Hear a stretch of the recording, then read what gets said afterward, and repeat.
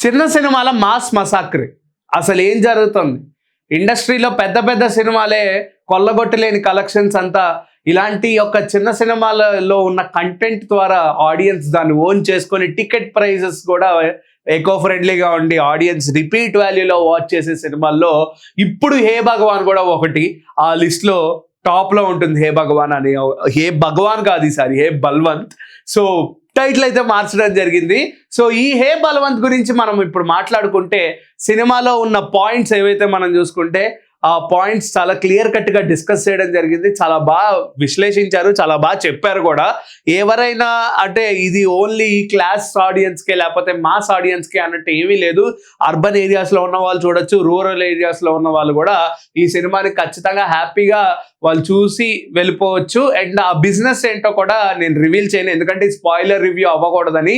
So ఆ business అనేది చాలా మంది చాలా రైట్గా గెస్ చేశారు, బట్ అది రాంగ్ అని అంటున్నారు, కానీ అది కంపల్సరీ కరెక్టే. అదేంటో మీకు తెలిస్తే ఖచ్చితంగా కిందైతే కమెంట్ చేయండి. అండ్ ఈ సినిమా విషయానికి వస్తే సినిమాని నరేష్ గారు తన భుజాల మీద వేసుకుని నడిపించారు అనిపించింది నాకు. ఈవెన్ ఈ రోజుల్లో నరేష్ గారి ఈ సినిమాలు చూసుకుంటే సామజవరగమన కానీ, మొన్న వచ్చిన నారీ నారీ నడుము మురారి కానీ, లేకపోతే ఈ హే బల్వంత్ కానీ, నరేష్ గారు పర్ఫార్మెన్స్ చితక్కొట్టేస్తున్నారని చెప్పాలి. ఆయన లేకపోతే అసలు ఈ సినిమాలో ఒక కీ రోల్ అనేది మిస్ అయిపోతుంది, ఈ సినిమాకు ఒక డౌన్ఫాల్ అయిపోతుంది ఆయన ఒకవేళ లేకపోతే అని ఫీలింగ్ కూడా వస్తుంది నాకు. అంటే ఆయన చేసిన యాక్షన్స్ కానీ, ఆయన పండించే కామెడీ కానీ ఉన్న కాసేపు సినిమాని నడిపించేది నరేష్ గారు అని చెప్పచ్చు. బట్ ఈ సినిమాలో నరేష్ గారికి ఎంత ఇంపార్టెన్స్ ఉందో యాజ్ వెల్ యాజ్ వీళ్ళ ముగ్గురికి ఉంది, ఎస్పెషల్లీ సుహాస్ గారికి.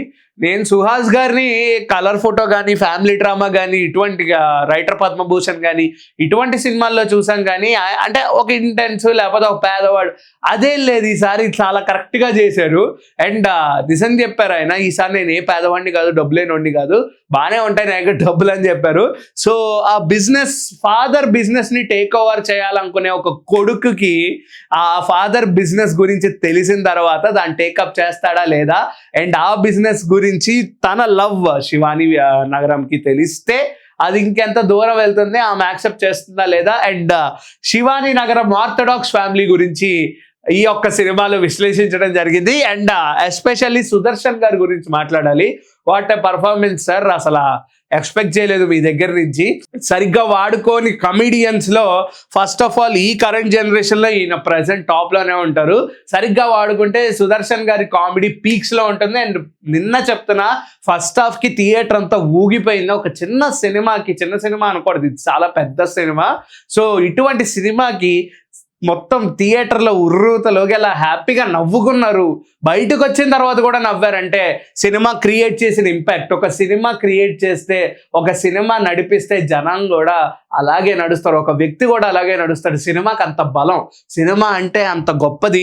సినిమాని చూసి ఎందుకురా ఇన్స్పైర్ అవుతావు అని ఎవరైనా అడిగితే నేను ఒకటే చెప్తా, సినిమా ఈజ్ నాట్ అంటే మనం రియల్ లైఫ్లో ఏదైతే చేయలేమో, ఏదైతే చూడలేమో అటువంటి పార్ట్ ఆఫ్ ఎంటర్టైన్మెంట్ని మనకి కళ్ళకు కట్టినట్టు 70mm స్క్రీన్లో మనకి విట్నెస్ చేసే ఏదైతే ఒక గోల్డెన్ ఆపర్చునిటీ, మన కళ్ళని వీక్షించే, మన కళ్ళకి ఆనందింపజేసే ఒక గోల్డెన్ ఆపర్చునిటీ ఏదైతే ఉందో అదే సినిమా అని చెప్తాను నేను. సో ఒక సినిమాని మేబీ కొన్ని ఆస్పెక్ట్స్లో ఒక సినిమా డౌన్ఫాల్ అవ్వచ్చేమో, కానీ ఒక సినిమాని చూస్తూ ఆడియన్స్ ఎప్పుడు ఎంటర్టైన్ అవ్వకుండా లేరు. ఇది ఎప్పటి నుంచో వస్తున్న తరతరాల ట్రెడిషన్ అనమాట. మన కల్చర్, సినిమా అనేది కూడా మన తెలుగు వాళ్ళ కల్చర్ ఇది. సో ఇటువంటి హే బల్వంత్ లాంటి సినిమాలు ఖచ్చితంగా ఎంకరేజ్ చేయాలి, ఖచ్చితంగా ముందుకు తీసుకెళ్ళాలి. అండ్ ఇందాక మనం డిస్కస్ చేసినట్టు ఆ స్టోరీ లైన్ ఏదైతే ఉందో చాలా రొటీన్ స్టోరీ లైన్ అని మీరు అనుకోవచ్చు, కానీ ఆ రొటీన్ స్టోరీ లైన్లో కూడా ఒక డైరెక్టర్ ఎంత కష్టపడ్డాడు, ఒక డైరెక్టర్ ఎంత బాగా చూపించాడు, ఒక యాక్టర్ ఎంత మోసాడు, ఒక కమెడియన్ ఎంత మోసాడు, ఒక కీ రోల్ ఆర్టిస్ట్ ఎంత మోసాడు, ఒక హీరోయిన్ ఎంత మోసారు అన్న పాయింట్స్ ఏవైతే ఉన్నాయో అవి ఖచ్చితంగా ఈ సినిమాకి వర్తిస్తాయి. And special huge kudos to మన వంశీ నందిపాటి గారు. ఎందుకంటున్నానంటే ఒక లిటిల్ ఆర్ట్స్ కానీ, లేకపోతే మొన్న వచ్చిన అది ఒక లిటిల్ హార్ట్స్ కానీ, లేకపోతే ఒక హే బల్వంత్ కానీ, ఇటువంటి సినిమాలు చూస్తుంటే వంశీ నందిపాటి గారికి ఒకటే చెప్పాలనుంది, సార్ చిన్న సినిమాలని ఒక పెద్ద స్థాయికి తీసుకెళ్లే మీ యొక్క గొప్ప మనసు, ఒక ప్రెజెంటింగ్, ఒక గొప్ప మనసు ఏదైతే ఉందో, ఇలాంటి సినిమాలు బతకడానికి ఏకైక కారణం మీరు. సో ఇటువంటి సినిమాలను బతికిస్తూ సినిమాలని ఇంకొక స్థాయికి తీసుకెళ్లే మీ యొక్క గట్స్ ఏవైతే ఉన్నాయో, దట్స్ అ ట్రూలీ ఆసమ్. ఈ రోజుల్లో 99 రూపీస్కి ఒక సినిమా టికెట్ రేట్ పెట్టి ఆ సినిమాకి ప్రీమియర్స్ వేసి ఆ సినిమాకి ఫ్యామిలీ ఆడియన్స్ని పుల్ చేసే ఆయన యొక్క స్ట్రాటజీ, ఆయన యొక్క ధైర్యం ఏదైతే ఉందో, అది ఎప్పటికీ అన్సక్సెస్ఫుల్ అవుతుందని మీరు అనుకుంటే అది ఖచ్చితంగా తప్పు. అది పక్కా సక్సెస్ఫుల్ అవుతుంది. ఎందుకంటే ఆయన సైడ్ నుంచి ఆయన పుష్ చేసిన ఏదైతే ప్రీ రిలీజ్ ప్రమోషన్స్ ఉన్నాయో, అవి ఒక సినిమాని నడిపించడం, ఒక ప్రోడక్ట్ని నడిపించడం అనేది మనం ఆఫ్టర్ రిలీజ్ చూస్తాము. అదే ఒక గొప్ప స్పెషాలిటీ వంశీ నందిపాటి ప్రొడక్షన్స్కి ఉన్న ఒక గొప్ప వాల్యూ అది. సో అందుకే నేను దాన్ని నార్మల్ ప్రొడక్షన్ హౌస్ అన్ను. It's a brand for every new age filmmaker అని చెప్తా. So huge kudos to Vamsi Nandipati garu. And a special appreciation for Sravanthi Chokkarapu. ఒక యాంకర్ దగ్గర నుంచి ఒక యాక్టర్ అయ్యారు అండ్ చాలా బాగా చేశారు పర్ఫార్మెన్స్ ఈ సినిమాలో. ఎక్కడైనా తేడా అవుతుందేమో అనుకున్న డౌట్ ఉన్న వాళ్ళందరికీ ఇది ఒక స్లిప్పర్ షాట్ అనుకోవచ్చు. సో అటువంటి మంచి క్యారెక్టర్ చేసిన శ్రవంతి గారు కూడా చాలా మందిని చాలా అలరించారు అండ్ చాలా బాగా చేశారు ఆవిడ క్యారెక్టర్ కూడా. సో ఓవరాల్గా ఈ సినిమా గురించి చెప్పాలంటే, నరేష్ గారి రిఫరెన్సెస్ ఏవైతే ఉన్నాయో, మహేష్ బాబు గారి రిఫరెన్స్ యూజ్ చేశారు, పోకిరి రిఫరెన్స్ యూజ్ చేశారు, దాంతోపాటు ప్యారడైజ్ గ్లిమ్స్ రిఫరెన్స్ యూజ్ చేశారు, ఎన్టీఆర్ గారి రిఫరెన్స్లు అయితే బొచ్చుడు ఉన్నాయి, అండ్ దాంతోపాటు బాలకృష్ణ గారి రిఫరెన్స్లు అయితే ఇంకా పీక్స్లో ఉన్నాయి, అండ్ జై బాలయ్య అని కూడా మళ్ళీ కమెంట్స్లో గుద్దేయండి. సో ఇక్కడ కూడా నరేష్ గారు జై బాలయ్య అంటారు. సో అదొక best moment for Nandamuri fans.